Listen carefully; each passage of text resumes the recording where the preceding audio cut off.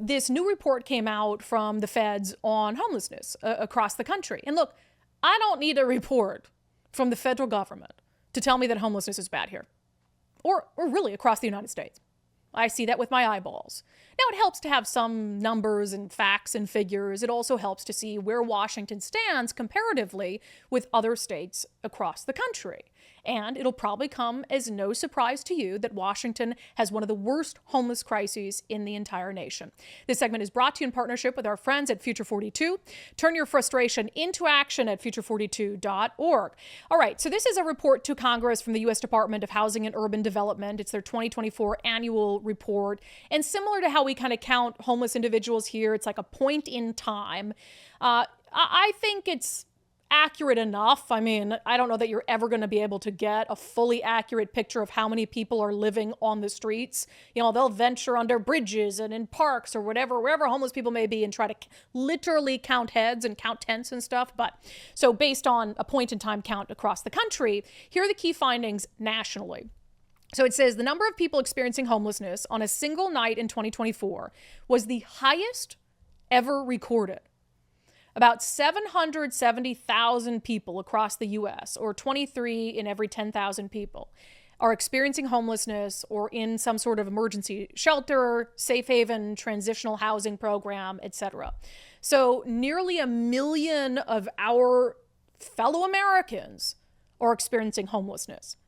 And of course, those numbers are bolstered in large part by progressive states, by blue states, by states like ours, where homelessness just gets worse and worse and worse the more money we spend on it. I swear, we should try spending nothing on it. I think it might get better. I think if we let's do the opposite.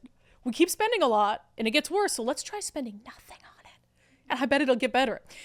So state level estimates of people experiencing homelessness in Washington, 31,554. In terms of a percentage of our population per 10,000 people, we are the third highest in the country.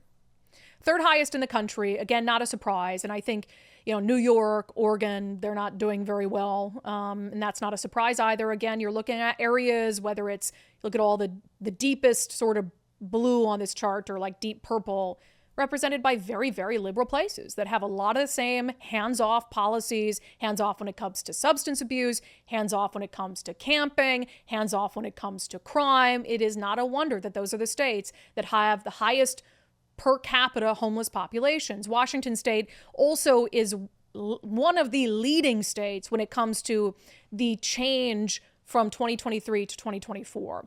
We've had an increase in 3,518 homeless individuals from 2023 to 2024.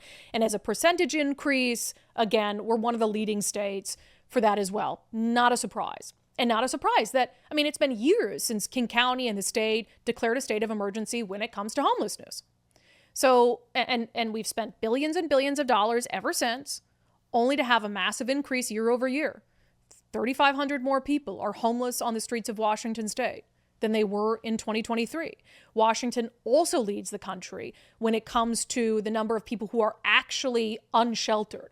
Like in New York, for as bad as New York State is, they have a right to shelter law where the number of people who are actually sleeping on the streets, in the parks, and not in some sort of even overnight emergency shelter is actually very, very low in New York. Not in Washington state.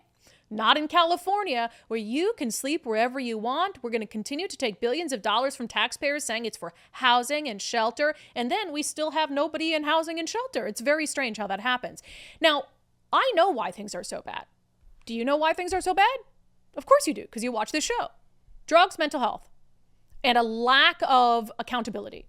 Drugs, mental health, lack of accountability, sometimes all three at once. That's it. That's why things are so bad. Now, if you ask the U.S. Department of Housing and Urban Development why things are so bad in Washington state, what do they say?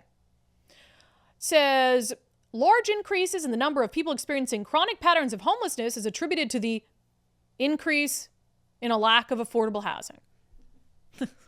So you've got HUD just parroting the line that we get from elected leaders in our state who have failed on this issue for more than a decade.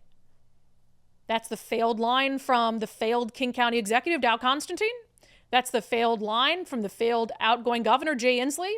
Homelessness is fundamentally a lack of affordable housing, as if you could take these people and put them in a house and their problems would cease to exist. It is the reason, the housing first excuse, the housing first model is the reason why Washington, Oregon, California have the highest rates of homelessness in the country. And you can add New York onto that as well. At least they do homeless people the service of giving them a shelter over their head at night. Now, okay, like, look, if they want to talk about affordable housing, that's totally fine. But at least, in this lengthy report, how many pages was it? 117-page report. They talk about affordable housing, but at least they're also talking about the other issues, right? Like substance abuse. I mean, they have a robust section, right, on substance abuse. Let's see here. Nicole searched the whole document to look at it. Let's see here. Oh, no. Only one mention of drugs in 117 pages when we know drugs is the fundamental causation. And it wasn't even to talk about how drug abuse lands people on the streets and keeps them there. It was in a glossary of terms that they were defining. And the term they were defining is disability. And they defined disability as an individual with one or more of the following conditions: of physical, mental, or emotional impairment, including an impairment caused by alcohol or drug abuse.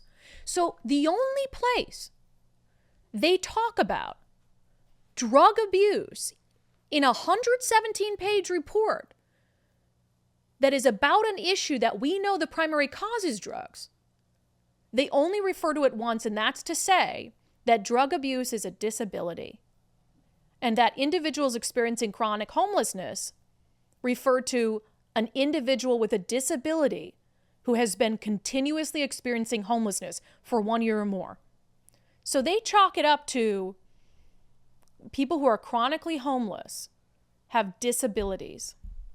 We're not going to talk about what those are. It includes somebody who might have a drug abuse issue, but we're not going to get into any data, statistics on how many of them specifically have a substance abuse issue that is keeping them in chronic homelessness, that is keeping them on the streets, that is keeping them under our bridges, on our sidewalks, in our parks. No, we're just going to go to the old line of, it's a lack of affordable housing. They have a disability, but it's a lack of affordable housing. Now, contrast that with, because it's 117 pages, if they're not talking about substance abuse and mental illness, what are they talking about? What are they talking about? They have entire sections of this HUD report dedicated to breaking down the gender identity of people experiencing homelessness. Entire sections. This is just one page. The gender, Exhibit 1, gender of people experiencing homelessness: woman, man, transgender, gender questioning, culturally specific identity, different identity, non-binary, more than one gender.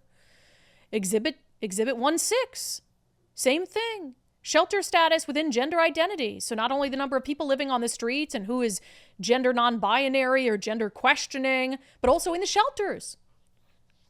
What women, men, transgender, gender questioning, what percentage of the shelter population do they make up? So I don't care if you track that. If you can find some sort of link where, hey, more people who identify as transgender are on the streets, well, maybe we can find a way to figure out why that is, to target those populations, to keep them off the street, to keep them sliding into our social services. The problem I have is that you're dedicating entire pages of this federal report to Congress on the gender identity of the homeless, and you have one mention in 117 pages of drugs.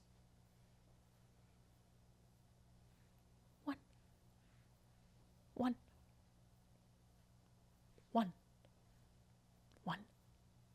mention of drugs in 117 pages HUD report. What do we say all the time? Say it with me. You cannot solve a problem that you refuse to properly identify. We will never solve the problem in Washington State, in Oregon, in California, in New York, anywhere in the country, if we refuse to properly identify and acknowledge what the problem is. the problem is drugs and mental illness.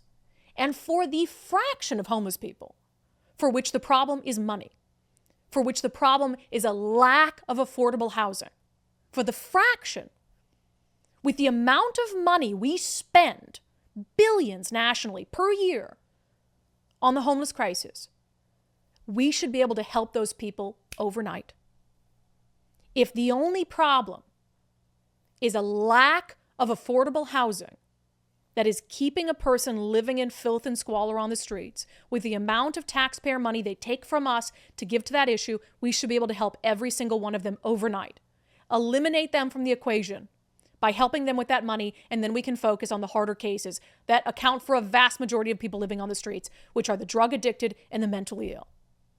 So 117 pages to tell us that you don't know what the problem is, or you know what the problem is, but your plan is to continue to hide it from taxpayers. Shameful. That segment is brought to you by our friends over at Future 42. Turn your frustration into action at future42.org. It's a new year. Make sure you sign up for their newsletter. I know they have a lot going on when it comes to the legislative session.